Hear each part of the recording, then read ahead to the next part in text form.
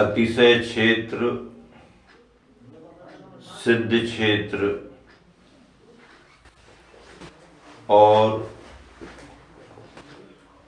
निर्वाण क्षेत्रों में थोड़ा अंतर समझा जाता है। अतिशय क्षेत्र वो होते हैं जहां पर कुछ प्राचीन ऐतिहासिक किंवदंती जुड़ी हो, कभी बड़े रूप में धर्म प्रभावना के समारोह हुए हों, लोगों को आश्चर्यचकित करने वाली कुछ घटनाएं घटित हुई हों, कुछ विशेष धर्म का प्रभाव दिखाई दिया गया हो, तो ऐसे उन संदर्भों से उसे अतिशय क्षेत्र कहा जाता है। सिद्ध क्षेत्र के रूप में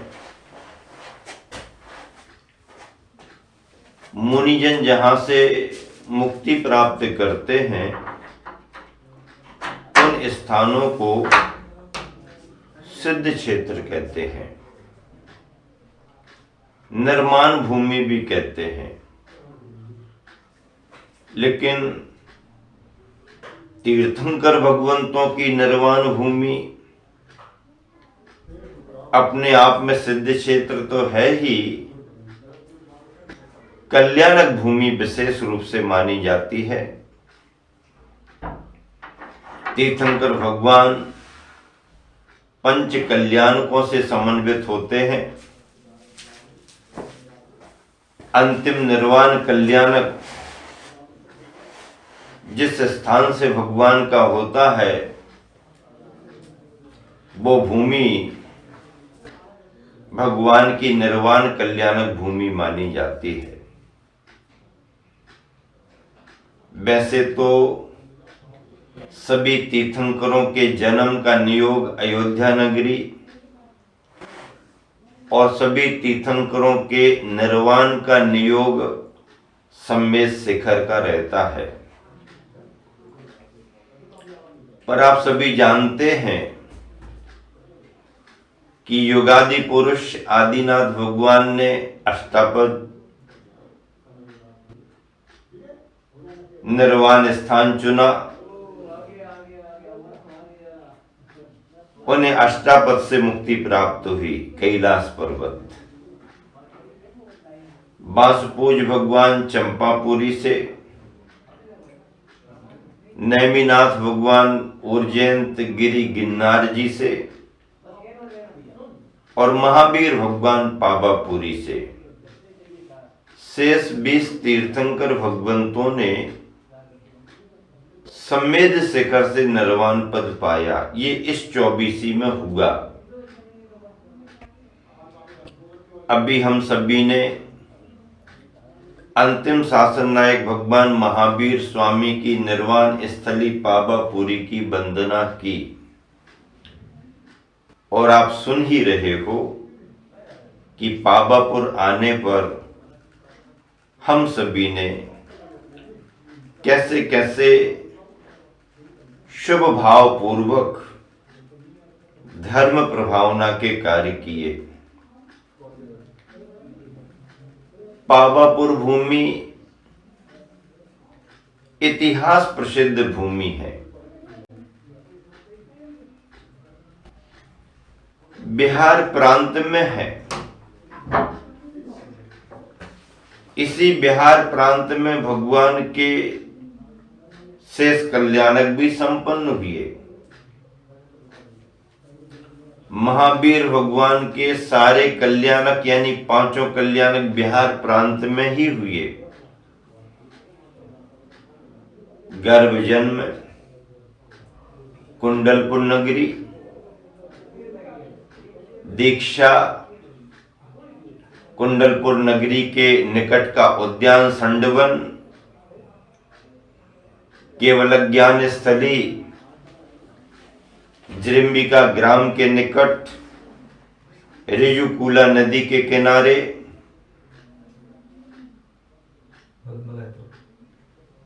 और निर्वाण स्थली पावा नगरी का उद्यान पद्म सरोवर, ऐसी पावापुरी महावीर के समय किस रूप में थी ये तो पता नहीं। अभी की पावापुरी सामान्य नगरी है।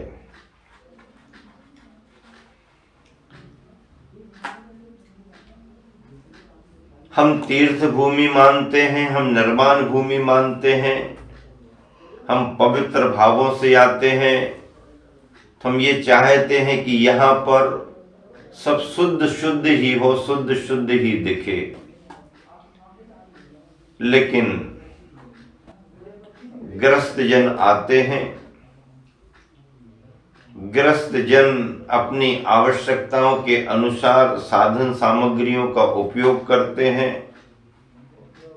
तो बाजार तो उनका खाने पीने का बना ही रहता है।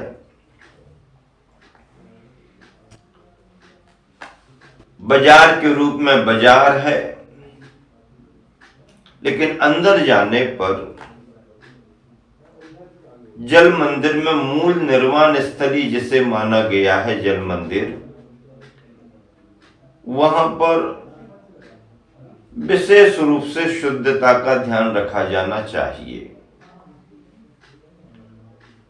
पर्यटन के रूप में जैनेतर बंधु आते रहते हैं, स्कूली ट्रिप आती रहती हैं, घूमने फिरने वाले लोग आते हैं,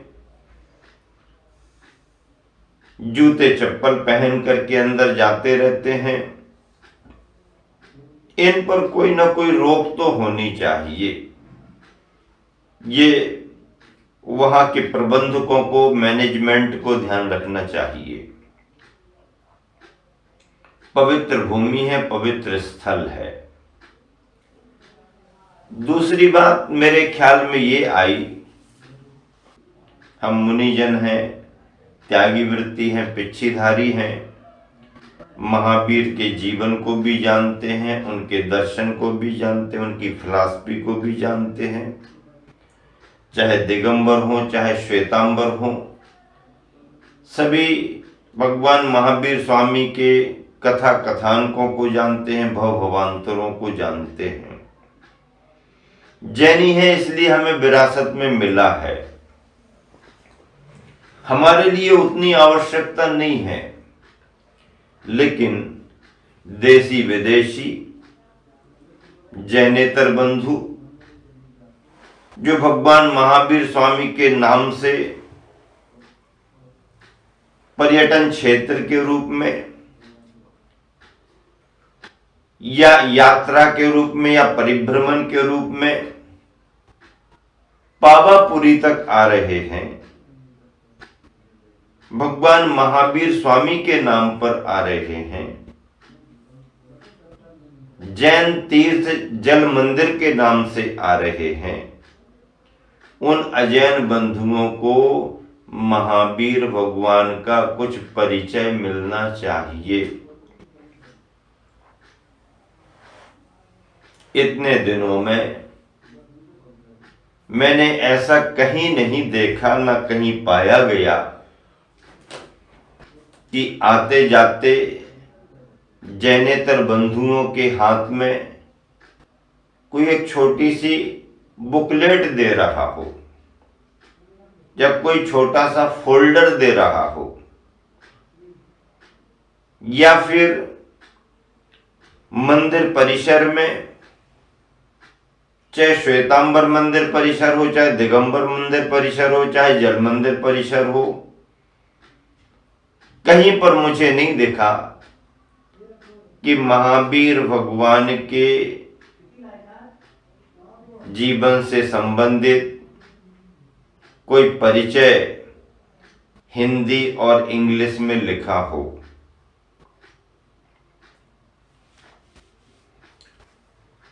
पच्चीस 50 पंक्तियां ही सही, संक्षेप में महावीर भगवान का परिचय लिखा जाना चाहिए। और उसी के साथ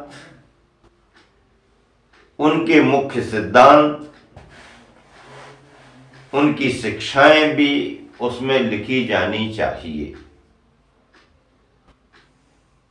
शास्त्रीय भाषा का प्रयोग कम हो, व्यवहारिक भाषा का प्रयोग ज्यादा होना चाहिए।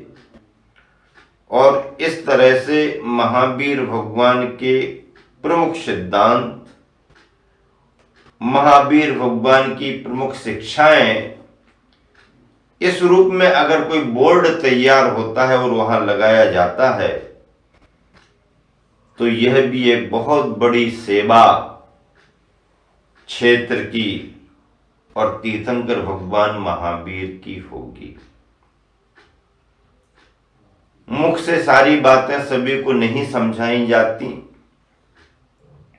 सुनने का लोगों को वक्त भी नहीं रहता है, या तो कोई फोल्डर उनके हाथ में आ जाए, वह अपने जेब में रख लें, ले जाएं, घर पर पढ़ते रहें, या फिर वहीं पर बोर्ड पर लिखा हुआ मिल जाए, उसे पढ़ लें, उसकी फोटो निकाल लें। अगर सुना भी दिया जाए तो उतना पकड़ में नहीं आता है, स्मृति का विषय नहीं बन पाता है, भूल भी जाते हैं। लेकिन लिखा हुआ कोई फोल्डर हो तो वो अपने साथ रह सकता है। और अगर बोर्ड पर कुछ लिखा है तो व्यक्ति खड़े होकर के उसको आराम से पढ़ सकता है, उसकी फोटो निकाल सकता है। तो क्षेत्र पर यह भी होना चाहिए। अक्सर करके ये देखा जाता है, जो प्रबंधक होते हैं या जो मैनेजर होते हैं या जो कमेटियां होती हैं, उनका मुख्य ध्यान मंदिर और धर्मशालाओं के निर्माण में लगा रहता है। मंदिर का विस्तारीकरण, नवीनीकरण, आवास, धर्मशालाएं, इन सब पर ध्यान रहता है। यात्रीगण दान भी देते हैं, द्रव्य भी देते हैं, इनकी भी आवश्यकता होती है क्षेत्रों पर। ये सब ठीक है, लेकिन इन सब के साथ में तीर्थंकर भगवान महावीर स्वामी की निर्वाण स्थली है, तो उनका परिचय और उनके उपदेश, उनकी शिक्षाएं, उनके सिद्धांत भी प्रचारित होने चाहिए। कहीं कहीं पर चित्र बने हुए दिखे, चित्रों से भी संदेश मिलता है। चित्रों के नीचे चित्रों का सार भी लिखा हुआ है, वो ठीक है। लेकिन पंपलेट, फोल्डर और बोर्ड पर लिखा हुआ जो संदेश है वह भी बहुत गहरा प्रभाव डालता है। यात्रीगण निरंतर आते रहे, क्योंकि दिसंबर का माह जा रहा था, स्कूलों की छुट्टियां चल रही थीं। अपने अपने परिवार के साथ तीर्थयात्री यात्रा पर निकले हुए थे। फिर क्षेत्र की वंदना और उसी में मुनि संघ का सानिध्य और मिल जाए तो फिर तो कहना ही क्या। इन दिनों में सभी जगह से श्रावक बंधु उपस्थित हो रहे थे।